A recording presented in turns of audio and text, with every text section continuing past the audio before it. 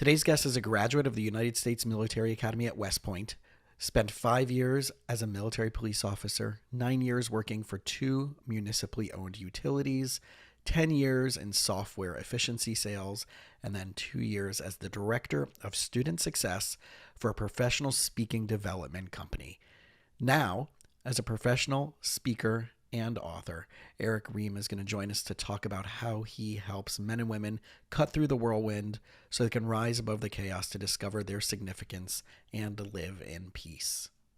All right, so Erick, I'm super, super excited to hang out with you. It's funny, as I was telling you before in our pre-conversation, that once I started doing some research on knowing who you are, I'm like, oh, okay, yeah, the speaking success, all of the things that I've looked into in my own journey, not just being a therapist, not just now doing this podcast as a fun side activity, but I also have done some public speaking. So I'm really excited to have someone like you joining us today to share some of your expertise that I know will trickle down to everybody listening. Yeah, that's great, man. It's funny because I remember the first time, Jason, when I told somebody I was a professional speaker, and it sounded so weird coming out of my mouth.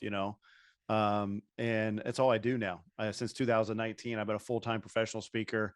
It's a fantastic lifestyle. It really is. It's really cool in fact, I just came out with my latest book, and I was talking to my wife. We were driving down the road. I said, it's amazing because I'm going to probably get my first royalty check here in a few days. I don't even know Nice. how much it's going to be. I don't even track the numbers, but I told my wife, it's amazing. I'm about to get a check, Jason, of something that I had in my mind, and I put it down in a kind of a reasonable way to consume it, and that people pay you for that. It's just, sometimes it blows my mind. I love the creative piece of just being a professional speaker. So I'm in a fun place right now. Well, I think that kind of is the overview of everything that you and I want to talk about today is, one, you said like really having fun, really finding what you're passionate about, really finding your purpose. And is it possible for people to string those things together? And I've wondered, right, going through my own personal journey where before I was a therapist, I was, as I joke, a professional Jew. I was working for nonprofit institutions, youth groups, camp, college, excuse me, college campus work. So, right, I was paid to be Jewish, right? It was really, Nice. That's awesome. right, right. That's So, really cool. I right, never it's heard that actually, before. right, right. So, I mean, it's like being a minister or whatever, right? It's, they're paid to be in that religion professionally. Yeah. So, but it was all of like nonprofit, and it was a lot of informal education. There was speaking engagements. But I found that like the platforms that I was in, there was always some level of politics Hmm. that always made the environment less favorable for me because Hmm. number one, I didn't know how to navigate that earlier on in my career. I took everything way too personally, and I didn't have the savvy. And then two, like I knew that the financial outcomes were never going to be controlled by me. And I had this idea of I have to convince them to want me, and they have to want me just as much as I want them, but Hmm. I need them more because I'm the one applying for the job. They Right. didn't reach out to me, right? So now as my career has shifted, I'm doing therapy and coaching and other stuff like that I see this whole mindset has changed. And you've gone from right military academy, and Hmm. I mean, one, I would love to like let's start there because I know there's different stages of your evolution, but to go to the military academy, right? That's a big, like, how did that come about? Is that a family thing? Is that something that just showed up for you and you're like, yeah, I want to do this? Yeah, that's a great question, man. Actually, my dad and I were driving one day in Ohio. I think it's Wright Patterson Air Force Base, and we were just driving by this Air Force base, and I was just looking at it, and I was like, my dad was in the Air Force back in the day. He didn't talk much about it, but not like he had a bad experience. We just didn't talk much about it. And I just started asking my dad questions about the military. And I was just a young kid. And my dad was kind of explaining to me on different ways you can get in the military. He talked to me about being enlisted, being an officer, all those things. And it was just kind of a seed that was planted at the time. And then, in 1987, 80, I can't remember. And I'm bringing this up only because it's about to come out, but I watched Top Gun, and Mm-hmm. it hit me at the right time, right? I was like 11 years old, 12 years old. I'm like, that looks really cool, man. And when you see something on the movies at a young age, you just think that's how it is. And so this idea of just the military started kind of formulating. Then we had the Gulf War, and it was, back then, and we didn't have social media or something, but so Right. you just had TV. basically Yeah. news TV. We didn't really have CNN, really wasn't that big of a deal at the time. And so it was just on all the network news, this whole thing going on the Gulf War. And it just kind of, it hit me that this is what you do, right? I mean, you, as a young man, you probably should be a part of that to some degree. And I was lucky enough, Jason, I was just running pretty fast in high school, where I started garnering some attention from some really good Division I running programs across the country. And at the time, United States Military Academy West Point was very serious with their distance program, and they had one of the top running programs in the country. And they reached out to me along with the Naval Academy, and they kind of started competing with one another to land, getting myself. And I was honored that they were coming after me, and it kind of just scratched that itch that maybe I want to explore the military, and what better place to do it than at a military academy. So that was just something that just all came together and just made sense. Mm. As you were talking about that, like the Gulf War, I remember I was at Sleepaway Camp and it was what they were playing it on the big old TVs that were in the dining room. I don't know why playing it in the dining room at a for middle school kids, like that doesn't make sense looking back upon it now. But like it's so interesting you're saying like because this influence. My grandfather served in the army, and he was in the military band, and because he was a musician, he got asked to play, and to my knowledge, he escaped, or not escaped, but he was not sent out to the Battle of the Bulge because of that. Right. Wow. So playing music Amazing. having a passion, kind of in a way, right, possibly saved his life. And it was not right. That was the last time I really, I didn't even know any of this stuff. There wasn't like, I know back in the day, multiple, 2 generations ago, if you lived in America, you had a immediate family member in the military. Oh, and yeah. how much that's waned, and there's politics around it, and bipartisanship, and like, it's a political thing, or it's a socioeconomic thing to go to the military, versus you had something that was kind of imbued in you. And Yeah. it's kind of an interesting thing. So do you feel like that, there was some type of more of an honor, more of a obligation, more of a responsibility, any of those, none of those? I don't think it much of an honor or responsibility. It was just more of a, I think this is a really cool thing that I'd love to be a part of. When I was growing up, the way the military was presented to me was, it was a great organization that was great to be a part of. If you were associated with the military, that was really good. I mean, it's a positive thing. I grew up in Indiana, and so the military is just always portrayed as, I remember seeing recruiters at the school. They were always really sharp, well dressed. They were fit. Everything I saw about the military, every time I saw the military was in a good light, whether it be on the movies, just maybe it was that point of period I was growing up on the news, all that. That just seemed like a really cool thing. And my dad served, everybody in my family did. So I was surrounded around it. Nobody ever pressured me and said, you got to do this. This is a part of being American. It was just everything. Every time I saw it, it was just a cool thing. And as an 18-year-old kid, if I had the opportunity to go somewhere, it was full ride scholarship. In fact, they pay you to go there. You actually get paid to go there on top of running with some of the fastest guys in the country. Why not? It just all made sense to me. So walking onto campus, I mean, was there a sense of pride? Was there a sense of fitting in? Like this is kind of like, because I remember I was at a retreat a while ago, and it was a bunch of much like a lot of spiritual seekers, and I remember calling one of my good friends. I'm like, I hope I fit in with all the other people who don't fit in. Because it was Yeah. like, these are my people, but I hope I fit in with them, and I hope I don't. Right. So was there a sense of community? Was there a sense of something that you felt connected to once you got established on campus? I mean, obviously Yeah. you got the Once I got running community. established, Yeah. once I got established, when I first got there, I was overwhelmed, to be honest with you, Jason, because I wasn't prepared for how hard it was going to be and how sharp all the cadets were going to be. That's when I realized the power of being around people who are better than you, because you ultimately will adapt and you will level up. You will become who you're around. And so I was around guys that were all valedictorians. They were all president of their class. They all had the best girlfriends or boyfriends. They were all straight A students. They did everything. Right. They They were the weren't best slackers. at No everything. And I slackers. thought I Yeah. was hot stuff until I got there and realized I am nothing. My world got so much bigger, and I realized these guys are operating at a totally different level. They were really, I admired them, and that they were so freaking sharp. And like, man, I gotta figure this out. So I really struggled that first semester with everything from the military life and the academic life, trying to compete at a high level at Division I. I struggle with all of it, actually. So it took me a bit to kind of find where I fit. And where I ultimately fit was really not the military part of it. Where I fit was really the running part of it. I really connected with my teammates. In fact, we're all very close right now. There's a group of my teammates that 3 of them are in the Hall of Fame. Our coach is getting inducted this year, and all of them are multimillionaires. They make me look silly. They're so much better off than I am. And we get together every 90 days. In fact, next week, the 3 of us are getting together in Nashville, Tennessee. But we get together and we're closer than brothers. So I remember my mom telling me that. She said, if you stick it out there, you're going to make friendships that are going to last a lifetime. So there's something about hanging out with people that are serious about what they're doing. They're very good at what they do. And they have just a mindset that's just different than the average mindset that you're used to. There's something about that when you all connect as human beings and you live through something like West Point that's hard, and you make it on the other side, but you couldn't do it on your own. You had to do it with other people. You connect it, you sacrifice for one another, and you build this bond that can never be broken. And it's a beautiful thing. People that don't experience that, whether it be a military or maybe a high level varsity sport where they really had to, you had to really sacrifice for someone else, man, you're missing out if you haven't experienced that level of human connection. It's a beautiful thing. And I'm so glad I did it, because it's hard to duplicate that other than in that environment. It's beautiful. It's awesome. I love it. And it's so true, because I'm having this conversation with one of my clients who probably in his sales department, we're going to tackle into what your, the next stage of your life post college, but he's in a sales based position and he's killing it.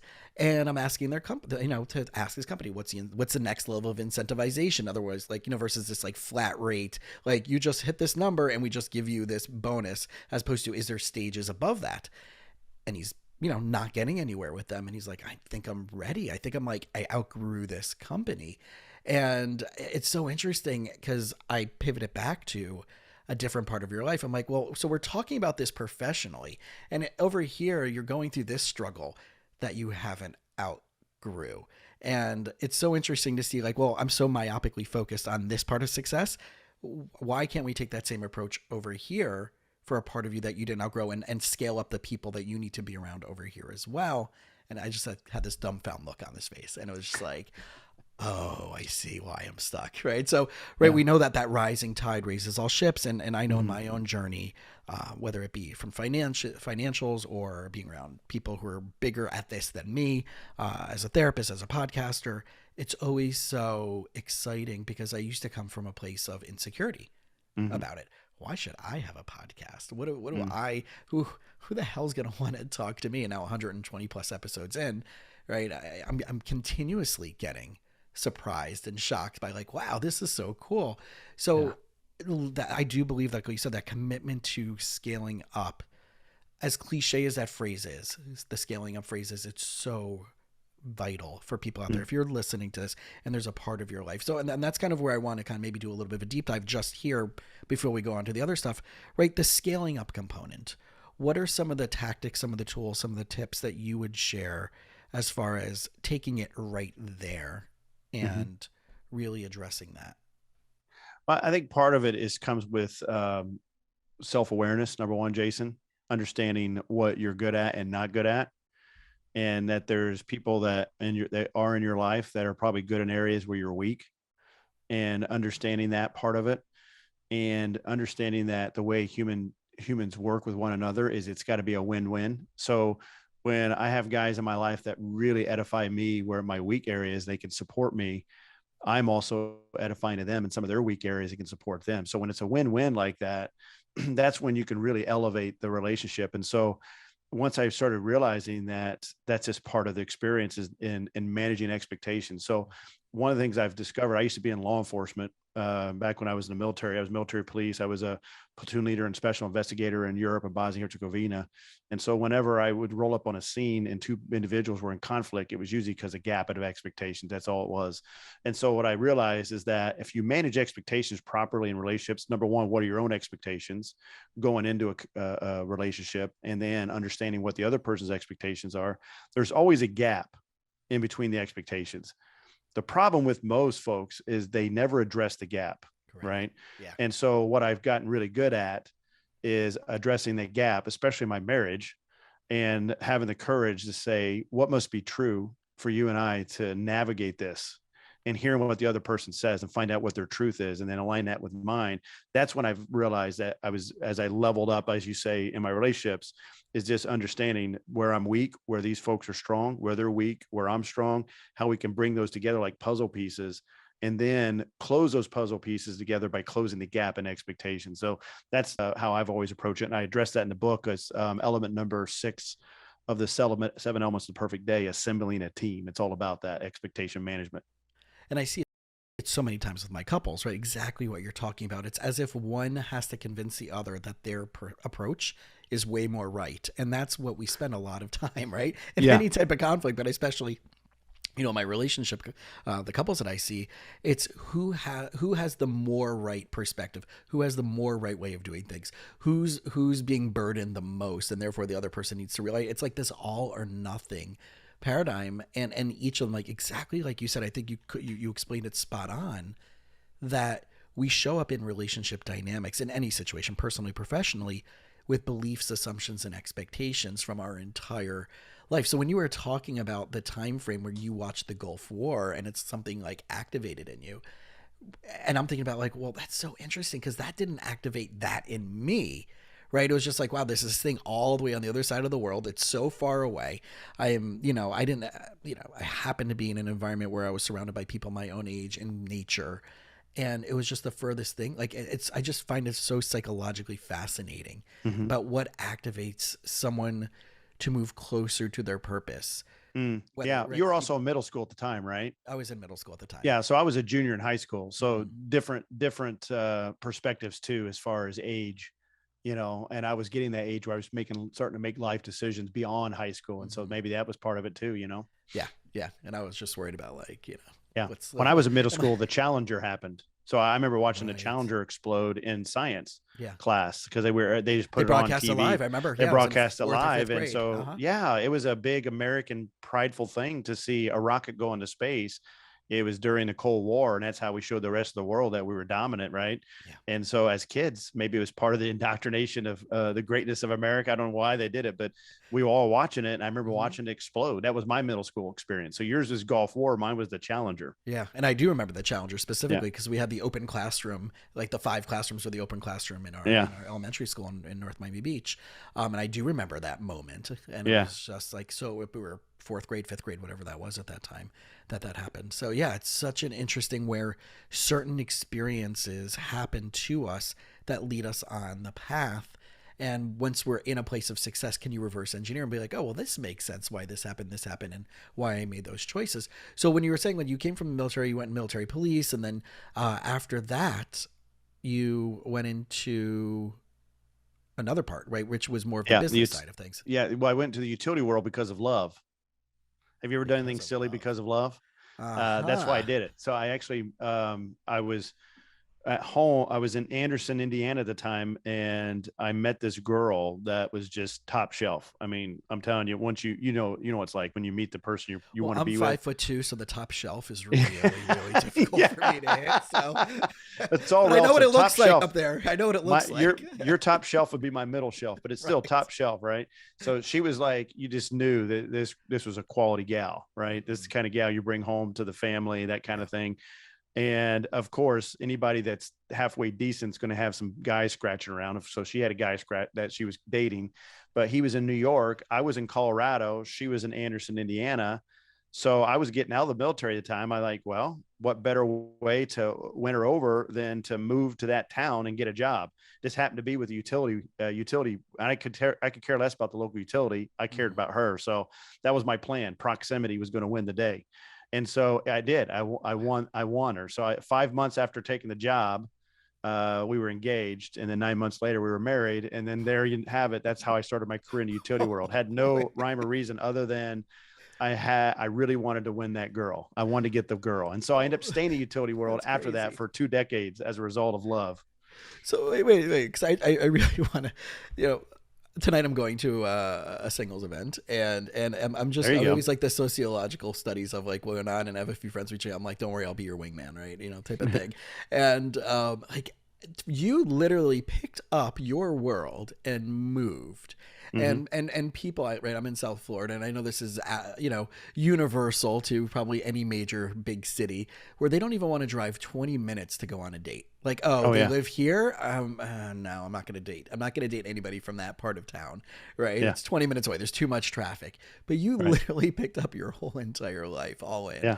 So, like, Well, what was? you should see my wife. You would know why. If you met her, you would know why. Yeah. You'd move heaven and earth.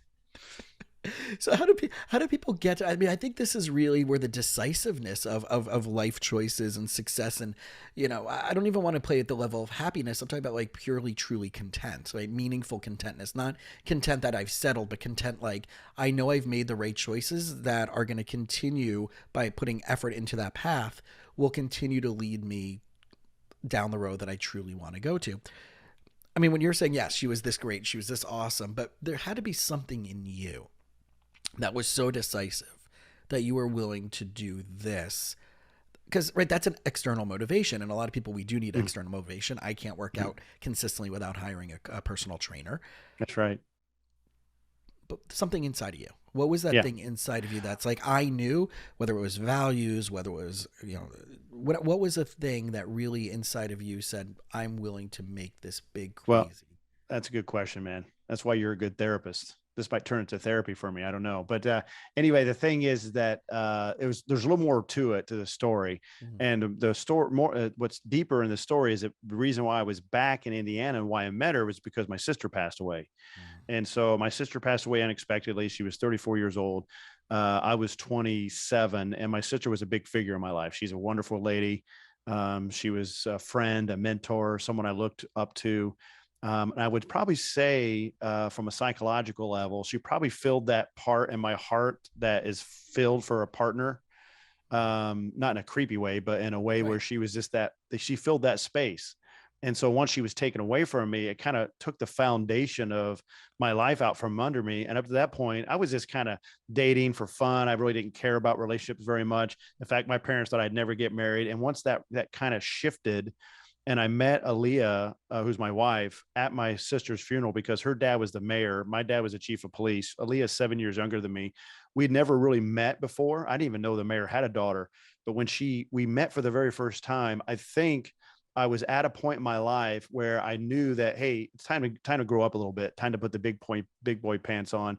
It was one of those life shifting moments that made me kind of shifted to my paradigm that maybe I need to start thinking about what life is going to look like in a settled environment. And I just happened to meet her at the time. She was definitely someone I was very attracted to, on top of the fact that I was reevaluating how I was approaching life now that my sister had passed away. And I just saw my sister a few months before that. She came out to visit me in Colorado Springs. She told me, she's like, "Hey, Eric, you need to start buckling up a little bit, thinking about your future. Maybe get a dog.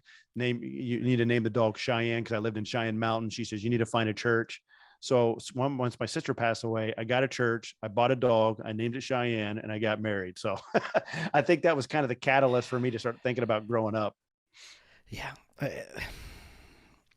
The space that we carry for others, right? It's interesting that yours came out of a loss and a tragedy, and my heart goes out to you and your family, Mm. even this many years later. When you, me, anybody who's listening, to take this opportunity to kind of look at like the pain points Mhm. in life, Yeah. and right, I always kind of see it as a binary 1 and 0, that there's always a story we want to tell about that. And one story is how I got screwed over by it, and the other side of the story is how I chose to become empowered Mhm. by it. And I truly believe you can't carry both at the same time on a particular topic. And what I'm hearing, what I'm understanding, what I'm seeing from you and of you is that you chose the empowerment point out of a pain, difficult loss. You chose to empower yourself, and I'm sure there was grief, and I'm sure there was sadness, and I'm sure to this moment you're missing her and thinking about her. But I also love that the space that was created was out of honoring, right, a really beautiful way of honoring Yeah. your Yeah. sister. I knew my sister would be very proud of me. I knew she would have been very happy with the decisions I made. And every time I can be a good father to my kids and be a good husband, it's kind of how I honor her memory, honestly. And so that's very important to me because she was important to me. So, I mean, that's really I think probably this because, if that's what happens to you is your paradigm of life changes when things happen to you. So your paradigm's always evolving based on your stress level, based on, external things. It's just how you manage that paradigm shift is the key. And Mhm. so I managed it in that way, in a very healthy way. Then I kind of got off kilter when we finally started getting settled in, and just because I was very ambitious but had no way about me. So I had to kind of clean some things up. But that's what life is, right? It's just Right. creating messes and cleaning up along the way, right? So, but the main thing is you make good decisions and then you have to manage those decisions. I had a mentor tell me that one time. He says, you make life's about making decisions and managing those decisions. I never understood what that meant. Now I do, because I made a decision to marry this woman, but then I had to manage that decision. And we just celebrated our 21st wedding anniversary. 21 years later, I'm still managing that decision in a very healthy way. So you don't make a decision to move on, you make it and then manage it for the rest of your life. And so that's what I've been doing. Well, it's a set of proactive interactions and always staying proactive as much as possible versus being reactive to anything. And again, as I'm evolving, as I'm turning 44 this summer, that how much I see the difference between the reactive decisions I've made in my life and the proactive ones, and how much further in life the proactive ones have gotten me, and why they're and the fear, the beliefs, the assumptions, the expectations, as I said before, right? Those are the things that only hold me back from going proactive to reactive, right? The beliefs that we might carry about money, the beliefs we might carry about safety, health, whatever relationship dynamics. I think we all have that in our own unique ways, and as our listeners are listening to this conversation, is to find those categories that you can differentiate between what have you been made in your life that are proactive decisions versus reactive decisions, and then take them to someone, and if you can't figure them out yourself of how to do different, bring them to someone such as a good therapist, and Yeah, navigate of that, course. right, and work for it, because I think that's really where, like, and you said you kind of like lost your way, and some challenges came up, like you said, and that allowed you to kind of do a deeper dive into Mhm. some figuring some stuff out. Right. Yeah, of course. Yeah. I think coaching is important in every facet of your life. You call it therapy, I call it coaching. Whether it be on how to navigate the dating life. I know Mm-hmm. there's coaches out there for that, right? Yeah. To speaking. I had coaches to help my speaking business, and so I've got a coach right now help me with a podcast. I want to be like you someday. My goal is to be the Jason of podcasting someday. So have a coach help me with that. So I think it's important to have people that can with not much skin in the game, can kind of look and evaluate where you're at and give you Mm-hmm. some tweaks. And that's the biggest thing is, it's not about drastic changes. It's just making tweaks along the way. Going back to the Challenger, I used to be really into NASA and stuff. That was part of the military component. I thought maybe Mm-hmm. someday maybe I'd be a pilot, and then I can maybe then navigate that. And I remember studying that and reading somewhere that as soon as a rocket is launched, it's immediately off course.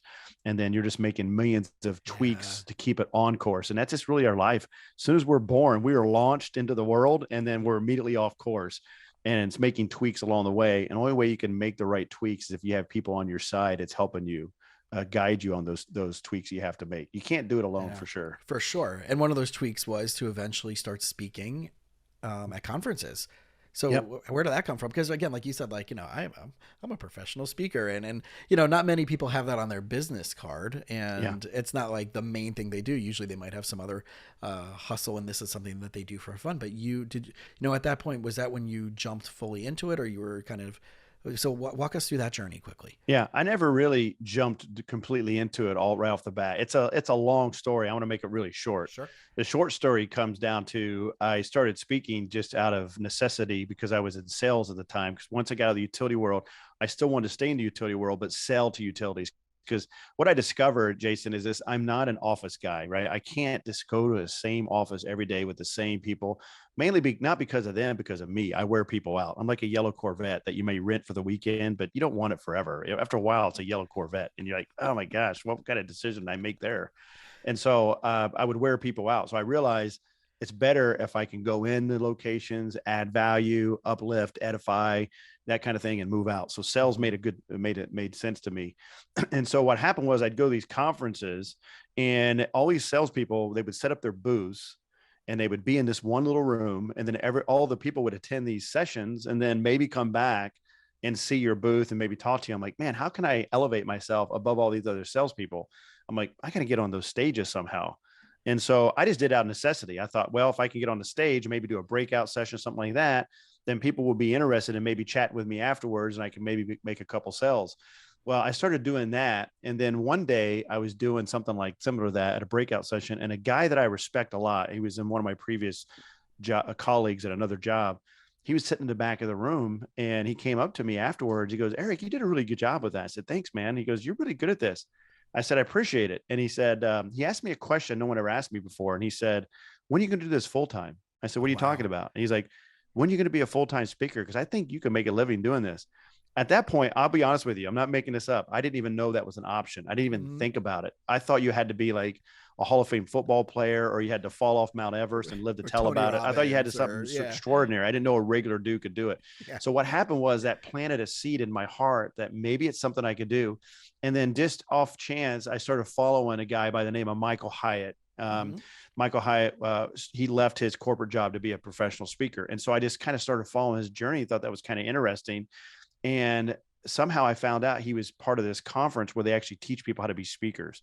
I didn't know that was a thing. I'm like, I'm going to it. So I went to my wife and said, hey, I'd like to go to this in Florida. So I took some money that we didn't have, to be honest with you. But thank God to my wife, she believed in me. And so I went down there, just paid this money blindly, just to figure out what's it take to be a speaker, because I have no idea. I sat next to a George Bush impersonator at my table, and there was a lady that was on the Doctors that was trying to figure out how to take that fame on the Doctors, the TV show, whatever, like that reality show where they just talk about ailments or something. And she was trying to figure out how to turn that into speaking. And there was me, and there was all these other people. And I spent 2 days just learning about the craft of speaking. And it was during that time, and I recorded every word that they said. And then while I would mow the lawn, it'd take me 3.5 hours to mow the lawn. I would listen to it over and over and over again. And that just started the journey of me just figuring out how. That was 2014.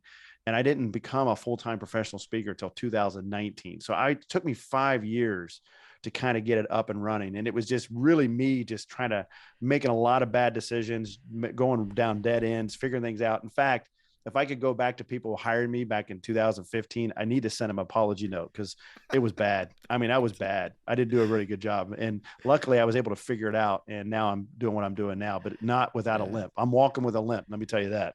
Well, I'm laughing because like I can always imagine like my first therapy session in our internship. It was like second semester of graduate school. We don't know anything from anything. I'm 23, 24 years old, 25 years. I don't even know how old I was then. And I remember that it was like the walk of shame down this long hallway, because it was a student clinic with the one-way mirror. So the team was behind the mirror with the professor, and they can call into the room. It was super cool. The reflecting team is what that's called. And I remember walking down the aisle. Walking down the aisle, literally. And it was literally like, what the hell am I bringing to the table for this person? And some of them were professors, and some of them were from the university that I can do. And now looking back, I remember we had to do a mock video of a therapy session, and it's still in the VHS. It's actually on the bookshelf right in front of me. I have yet. So this was 2003 to 2005. So this was probably January semester of 2004. So we're talking about 10, right? How many years ago at this point? 20 years ago almost, right? Or 18 years ago. And I still have yet to rewatch that VHS of a mock therapy session. Like I'm cringing just thinking about it. So I appreciate what you're saying, but I think that like when you're living something that's authentic, when you're doing something authentic, your 50%, what you believe is only 50% of what you're capable of, is probably still going to be better than someone else's 90%. I've never heard that before. That's a good statement though. I love that. That's right. I think one of the things when I was really struggling, and so it was around the time you were making that awful VHS tape you were talking about, right? Around that time, I was hitting my rock bottom, mainly because I was trying to do all these things I wasn't really strong in, right? I was weak in, and I just thought it was stuff I had to do, mainly because part of that was the military. You do stuff in the military because you just have to do it to survive. Yeah. Well, I brought that with me in the civilian world, and I had to realize that I don't need to do all these things to survive. I need to do the things that I was meant to do. And so when I really got the permission, I read this book called Now Discover Your Strengths by, I think it's Donald O'Clifton and Marcus Buckingham. And it's about your strengths. It gave me permission for the first time to just focus on what I was good at. And just forget about the rest. It was the first time anybody ever told me I was allowed to do that. Mhm. And that was a game changer for me. It really started a lifelong journey of saying, what can I just get out of my life so I could really peel back the layers and only do the stuff that I'm really good at. And I'm still in the process of doing it, but I've slowly but surely gotten rid of all the junk out of my life. And when I say junk, by the way, it doesn't necessarily mean these were bad things. They were just weren't the right things for me. Like look at this. The audience can't see this, but my finger, I almost cut my finger off this weekend working on landscaping because I suck at it. Why am I doing it? And I told my wife, every time I do stuff like this, why am I focused on this? This is not what I am. I'm a speaker. I'm a writer. I'm not a landscape guy. It's not because it's demeaning or wrong. It's just I'm not good at it. And so I'm like, I'm constantly reminded that I got to just shed these things, even down to the littlest things like landscaping, and focus more on what I'm uniquely qualified to do. And for me, it's being a dad, being a husband, being a writer, and being a speaker. Those are the three major things that I'm uniquely qualified to do. And that's where I focus my life on now. And that's very much in alignment with what I guide my clients on, whether they're the therapy or the coaching, is, again, looking at it as a 1 and 0 and leveraging out everything that you're not at. So like, I love seeing this, especially like in the therapy groups. They're like, oh, I'm redoing my website. Right. Sometimes they'll ask for a web designer, but a lot of times like, oh, like, do you have any, like, what is this best thing to use? What is the best thing from Google? Da, da, da. And I'm like, why aren't we like, you're a therapist. You have a master's degree, bare minimum, and you're good at clinical interactions and engagements. Right, there's a difference between doing something as a hobby versus doing something, or like, what's your self-care that you could Right. be doing instead of going and designing a website. And one of the things I do want to compliment you on is leveraging out your website, because it's gorgeous. And Thank I you. always take a look. I always, when any guest I take a look at, I always kind of, people don't know this, I'm kind of outing myself here. I'm like, oh, I can see how the conversation is going to go by how much attention they put into the website, and that's my filter. And I Mm. know how my website is beyond outdated. So right, so it really does smack me in the face of saying like, oh man, like, I love, not from a place of like, this guy, who does he think it is? I'm like, okay, this is the level that I want to be playing at, by seeing, like you said, someone else out there is doing an amazing job who I appreciate and respect. I need to be playing at that level too on my website. And that's why I've hired a web designer this last 2 weeks to go through this. So it's, the glaring contrast between knowing what we can work on, knowing what I don't have the time to do that website, and it's certainly not going to look as sexy as yours is if I did it. Mhm. So I really do want to find, people to create a list, and I tell them this all the time. Like, what are some of the things that you can immediately stop doing, that that if you kind of figure out maybe a low level budget or whatever it might be, or you know, trade off, do some bartering if you can do some bartering, but where can Mm. you find something where you can, like you said, focus only on one of those things? Because that's the whole thing of your book, right? Rise above the chaos. Mm. And it is chaos. I use this phrase, it's simplicity on the far side of complexity versus complexity on this side of simplicity, Mm. which is an Oliver Wendell Holmes quote. And That's and awesome. it's so true, because that's what we're like. We make our lives way more complex. Hmm. So, right, going through this, so you've kind of unpackaged some of these principles to discover significance and live in peace, which is really what we're all hoping for, and the purpose of our conversation. When did these things start happening? Was it once you started working in the speaking community? Because I know that was one of the next stages of As far your as career. what Yeah, do you like what's these new principles, right? These principles that have come out. That's the basis of this book. Where do those start coming from? it started to come from when I was suspended. Honestly, I got suspended at work because I was just ambitious. I was young, but I lacked awareness. I just got out of the military, Jason, and I was treating my colleagues like soldiers. I hadn't made the shift, and they were like, "We're not dealing with this guy." And so they basically did an investigation and said, "Hey, you're abusing your power." But the HR manager and my general superintendent, I mean, they knew this guy is obviously, he knows what he's doing. He's just got to figure some things out. So they said, don't come back to work on Monday, take a week off and figure some things out and come back with a different attitude, basically. But as a young man, it was devastating, rejection. Don't come back. Nobody wants to want you around right now. And so that week, I spent that week, I went to a coffee shop every day, got some coffee, spent 7 hours in that. I did it before it's cool to go to a coffee shop. Now you go to coffee shops, see all these working professionals. I mean, they didn't do that Yeah, back then. I mean, no. I look like a weirdo. I went in there, back then you got your coffee and you left. You didn't go your coffee and then almost had to pay rent because you're there so long. And so I stayed there like for 7 hours, and I did that every day, just contemplating. And what happened was I started to figure out, I had some things I had to change, or, my marriage was not going well, not because of my wife, because I was silly. I just was all over the place. I was crossways with my dad. I was messed up in my career. And so I knew if I wanted to have a good career, have a good relationship with my dad, have a good relationship with my wife, I was going to have to make some changes. So that's really what started this. It was a catalyst for me to figure out what's it going to take for me to get on the other side of this. And luckily for me, what I did is I just started capturing these ideas for my own edification.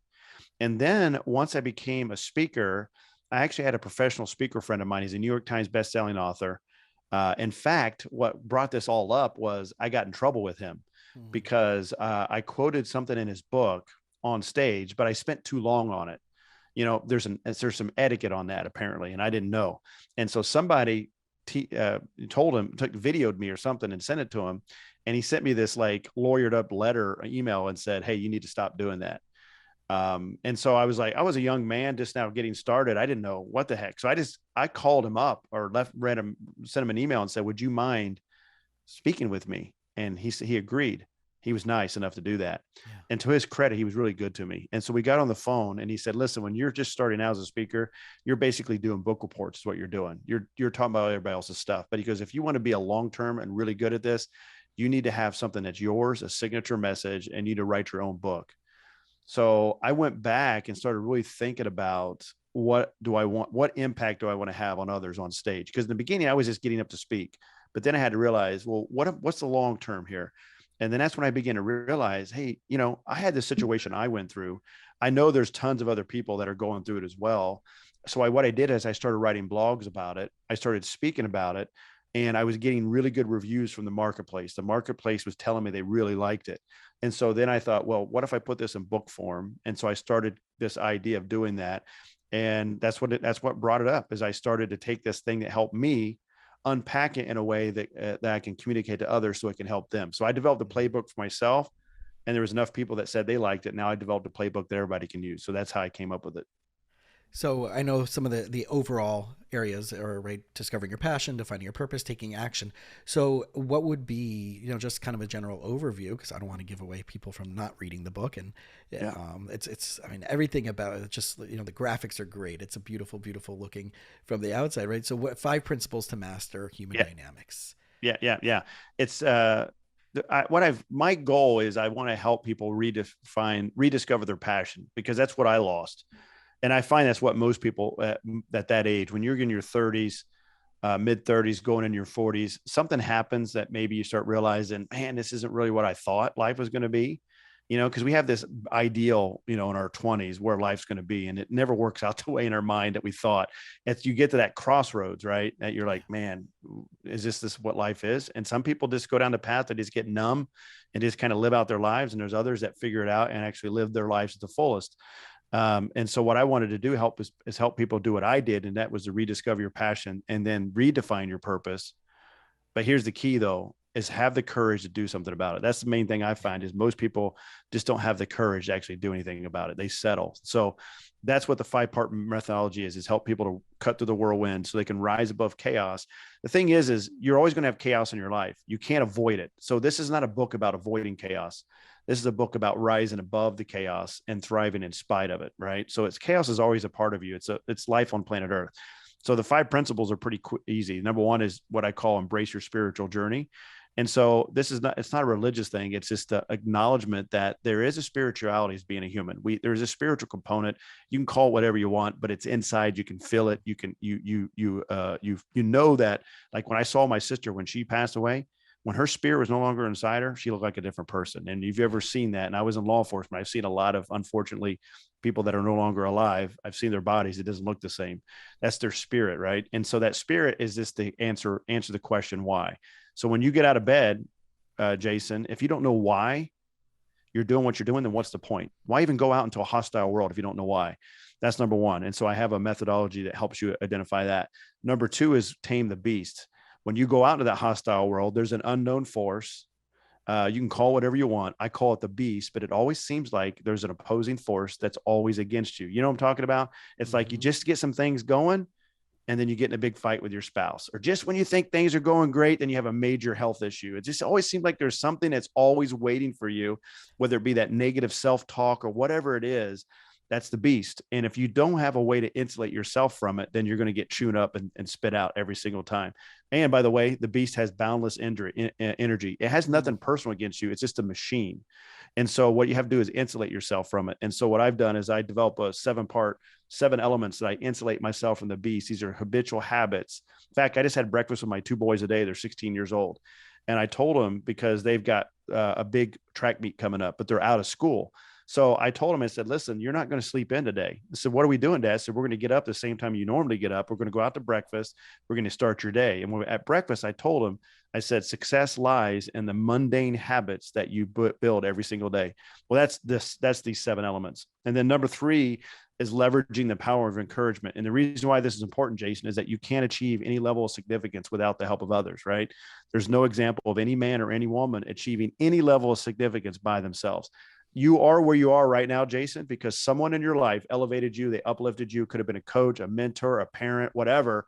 And your whole life, you can't do it alone. So in order for you to build a life with others, you're going to have to learn the power of encouragement. Because at the end of the day, people evaluate whether they like you or how great they want to be or how much they want to be around you based on how you make them feel. And so you got to be an encourager, but there's a science behind encouragement. And so it's all around sacrifice. And I talk about that in the book.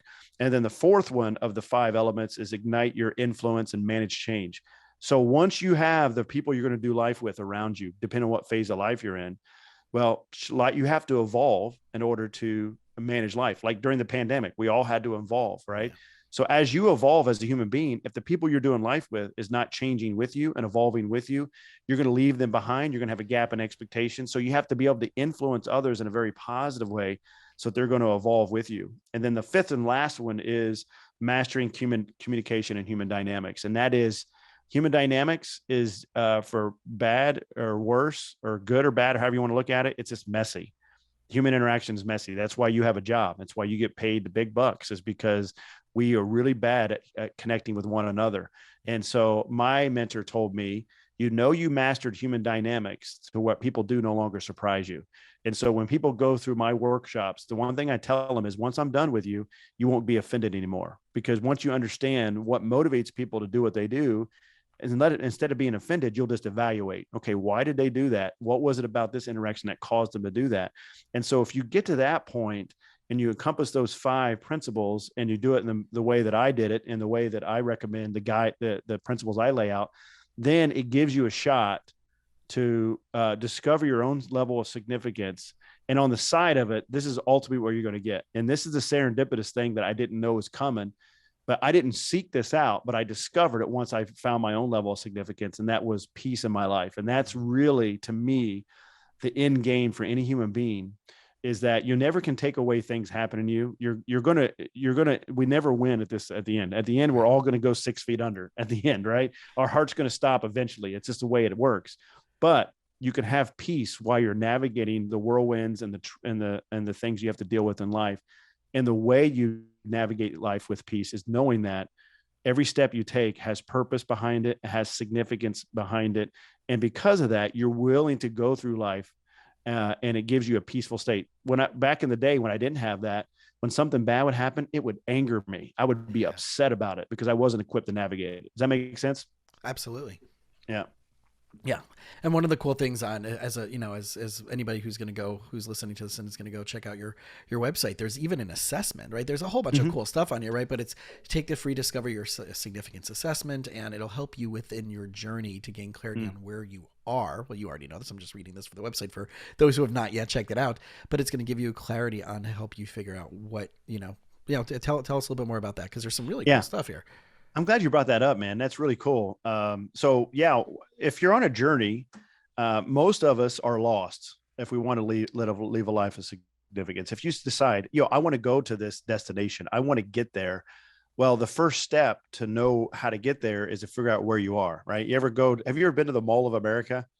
in No, but I know it's Minnesota. massive. Yeah, it's massive, dude. Yeah. You can get lost. And so the first thing you do is you got to go to the map and you look for that big red dot that says you are You are here. here. Yeah. That's what that assessment is. It's the big red dot that says you are here. And here's the thing, most of people, and you deal this probably with your therapy practice, most people get overwhelmed with all of life's decisions and the journey ahead of them. Well, the whole point of this assessment is don't get overwhelmed, find out where you are. And then here are 3 steps that you can take right now to get you moving in the right direction. One of the things I realized is that I used to be obsessed with Route 66 for whatever reason. I just really thought the romantic part of just Route 66, that back in the day, you'd go to these motels and you just travel across America. That was just like the driving alone was the adventure. Yeah. Well, you could drive on Route 66 from Chicago to Santa Monica, California, with no street lights other than the lights from your car, and only see 100 feet ahead of you. I could travel 2,000 miles with just knowing what's 20 feet ahead of me every time. That's what this whole assessment is about. It's to help you figure out the next 100 meters of your life that's going to move you ultimately where you want to go without overwhelming you with the entire journey. Just figure out what I need to do next, and let's do that, and then move a little closer to that. That's the whole point of the assessment. It's totally free, and they can check it out at yoursignificanceassessment.com. If you just type in yoursignificanceassessment.com, it'll take them to that page. Absolutely love it. So I just want to kind of like go and rehash a little bit of everything we went through from the perspective of, one, obviously having people in our life to uplift us and champion us, and also doing that in reciprocity for other people, right? That's an important part of living. Two, taking some of the pain points that we thought were pain points and how we can go from a place of like maybe being, snowballed by it or becoming a victim to it, to actually growing. And a lot of times some miraculous things can come out of that. Some beautiful, powerful, life transforming things can come out of it. And really just the biggest thing that I'm taking away is because I'm so all in on this. And, I kind of whittle down to what I do. It's like, well, people are like, well, what do you do? And I'm like, well, I'm a therapist, but like, like we still think of that like old school, tell me about your mother, type of, Freudian, you sit on the couch for 40 years. And I have family members who do that. And, they've been practicing old school clinical psychiatry without the medication, but the talk there. And I'm like, I'm just here to minimize your stress and help you maximize your potential. Right. And streamline all this stuff. Right. And it really just distills it down. So now I joke like, oh, what type of therapist are you? I'm like, a good one. So like, I just kind of like, oh, okay. So, but I really do everything that you're talking about, and why I was so excited to have you is everything is so spot on with what I want the listeners to get out of every conversation I have, and to give them an additional set of tools, your book, the assessment, hearing you speak, and I know there's some other ways that they can access you as well, and there's like personal growth opportunities to do.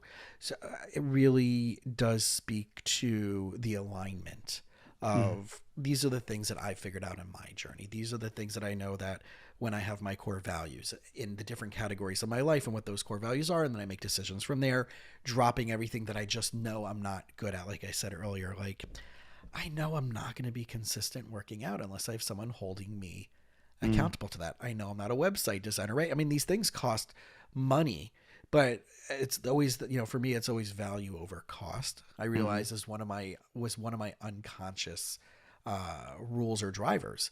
So now that I see that I've decided that the value of my health is there, the value of my business growing and my brain, right? Then it's like, well, I'm not going to sit there at a Starbucks on a Sunday for 8 hours and not pay rent, right? So I really want people like, right, this is so in alignment with all the themes that we've been building up to in all the shows, and it's so exciting to meet another person who is also sharing this with the world, and it makes me incredibly happy. Yeah, that's awesome. I love what you do. I think there's such a huge need for folks that are willing to lean into individuals and help them just unpack what is their journey and figure out ways to close the gap. That's a huge, huge need out there. And anytime I've ever brought anybody in my life to help me do that, like what you're doing, I've always been better on the other side of it. So just on behalf of all your clients and future clients, thank you, Jason, for what you do. That's a huge deal, man. And that's a gift. I don't have that gift. I think you have to have some level of empathy, and I struggle with that. And so for the fact that someone like you does have that, that's fantastic, man. So way to lean into it. That's awesome. Appreciate it. So, and then let's give a shout out to your website and where people can look you up. Yeah, it's pretty easy. It's ericrheam.com, and you spell my name I'm the only Erick Rheam in the world, by the way.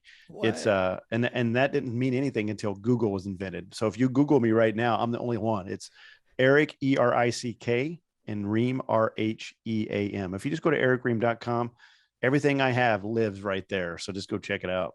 That's awesome. Because I started doing a few years ago. I'm like, I'm going to add all the Jason Wassers as friends on Facebook and see if any of them actually respond to Are there a me. lot of them out there? There is, and it's surprisingly, because it's also like, and it was always Wasser, it was never Wasserman. It was like, but yeah, and there's one guy who has my domain name, and Oh I man. keep trying to reach out to him because it's a pointer to another website, and I'm like, Oh yeah. he hasn't responded to any of my stuff, LinkedIn, and I've reached out to him on multiple things. I'm just gonna pick up the phone today and call him, and I'm like, Yeah, that's there it. you go. I'm like, Buy this it guy's, off of them. I want to buy it from you. So it's otherwise I have to come up with some other concoction of my name as a personal domain website.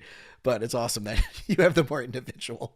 Well, I can thank my mother and father for that. Right, So right. That's awesome. So Eric, again, thank you so much, and everybody, again, Eric, check out his website. Book, is out. Right, Amazon, all the other good places, mhm. and looking forward to being in touch. Yeah. Thanks, Jason. It's a pleasure being with you.